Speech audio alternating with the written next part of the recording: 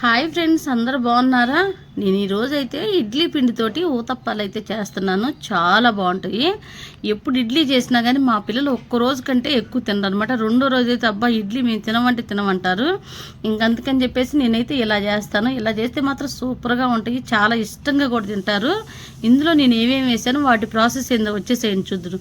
కొద్దిగా ఇడ్లీ పిండి తీసుకున్నాను. అందులో ఒక హాఫ్ గ్లాస్ వచ్చేసి బొంబాయి రవ్వ కూడా తీసుకున్నాను అనమాట. అలాగే సన్నగా తరిగి పెట్టుకున్న ఉల్లిపాయలు, కొత్తిమీర, పచ్చిమిరపకాయలు, కరివేపాకు కూడా వేసుకున్నాను. ఇవన్నీ సన్నగా తరిగేసేసుకుని అందులో వేసుకోవాలి. కొద్దిగా జీలకర్ర, రుచికి సరిపడినంత సాల్ట్, కొద్దిగా పసుపు వేసుకోవాలి.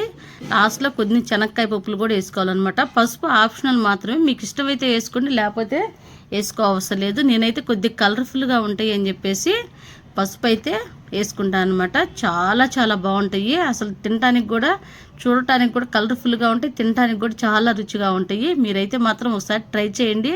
మీ పిల్లలకైతే కంపల్సరీ నచ్చుతుంది. ఎప్పుడు ఇడ్లీ తినమన్నా కానీ వాళ్ళు ఏడుస్తూ ఉంటారు కదా, అలా కాకుండా ఇలా ఒక్కసారి మీరు కానీ ట్రై చేశారంటే మీ పిల్లలు మళ్ళీ మళ్ళీ అడిగి చేయించుకుంటారనమాట. ఇందులో వచ్చేసి నేను కొద్దిగా అల్లపు చట్నీ, అలాగే కొద్దిగా పల్లీల చట్నీ కూడా చేశాను. రెండు ఏదైనా కానీ చాలా బాగుంటుంది. మేము ఎక్కువగా అయితే అల్లపు చట్నీతో తింటాము.